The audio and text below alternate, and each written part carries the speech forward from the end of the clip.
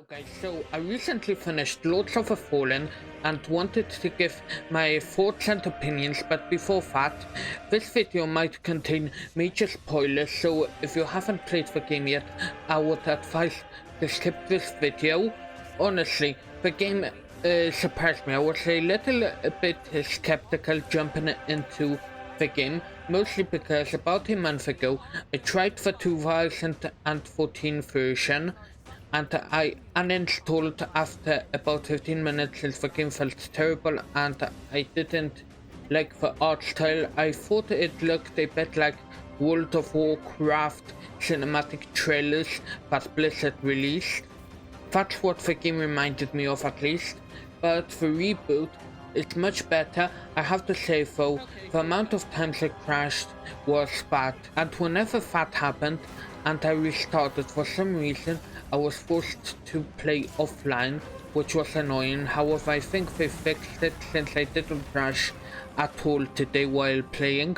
Also, I know many people complained about performance, however I had no issues with my performance. My game ran very smoothly. Now then, the movement in this game, although a little too fast, felt great. The lock-on system was a bit janky. For example, whenever I was in Umbral and I wanted to run past all the enemies to grab the loot, in which I had to use a lamp to open this like Umbral chest, it didn't let me lock onto it properly.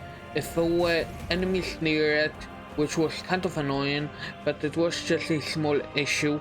The animation when picking up your souls or figure, as it's called in this game, was too long, so if you wanted to pick them up, you usually needed to tank a hit to get them, but apparently it's getting changed, so that won't be an issue for long. The combat itself, I had no issues with at all. It felt like Dark Souls 3 except for the way the dodging works. There are two ways you can dodge in this game. A side dodge, which pretty much just moves you a little to the side, forward or backwards depending in which direction you pull your stick in. You need to be locked on to use this dodge though, and then there's the normal dodge roll, which, as you guessed, you just roll to avoid an incoming attack. However, if you are locked onto a target, you will need to press the dodge button twice in quick succession to perform a dodge roll. Now let's talk a little about Umbral. It is basically the World of the Dead. If you die, you will automatically revive in Umbral, or you can deliberately give up one of your lives using the lamp to enter Umbral. Of course, if you die in Umbral, there is no more chances and it's over. I enjoyed this mechanic a lot. It was very interesting, and the puzzles that you came across in Umbral were simple and enjoyable to do, and you don't need to worry about missing anything in Umbral, since it's very easy to notice when you need to enter Umbral and when you don't. Now let's talk a little bit about bosses and the enemy types. Overall, I thought they were well designed. Some were annoying to deal with, especially the ones in Umbral. Also, there were too many enemies in Umbral. You could easily get overwhelmed by the amount of enemies that were chasing you. When it comes to bosses, I know many people said that they are a bit too easy. However, I don't think so.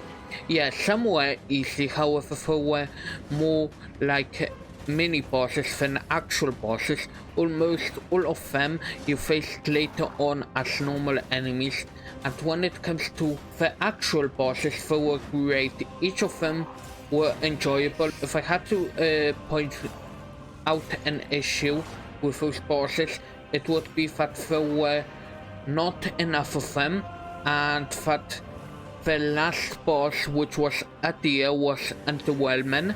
It was the easiest boss out of all of them, and the fight was not that interesting to begin with. Now, when it comes to the areas of the game, I think most were well designed. One of the areas reminded me of Blighttown if you played Dark Souls, which I thought was cool. Although, for a couple that I disliked, for example the swamp area, there is always a swamp area in Souls games for some reason, and I always disliked them. It was kind of similar to the swamp areas that were in Dark Souls 1 and Dark Souls 3, but closer to Dark Souls 3. Also, the last area of the game was confusing. It was hard to figure out where to go. You needed to find a key, which is easy to miss if you don't loot everything. I needed to look up a guide to find out what I actually needed to do. Also, some of the areas in the game were very dark and I couldn't see properly. Wish you could have had a light source or something to explore with, which there might have been, but I don't know since I didn't find any. And now for my last criticism, the ending was not that good, at least for the ending I had, which was the Radiant ending. They could have had like a really good cutscene showing what happens after or something, but all it had was pretty much a couple of words and that's about it, which was disappointing. It might have felt like I was complaining a lot, however the game was great. I really enjoyed it. I hope they make an expansion or maybe DLC later down the line. I'm not one to give a rating, but if I had to, it would be an 8.2. After the fixes, maybe 8.6. It was far from perfect, but great. Thanks for watching. Hopefully you guys enjoyed.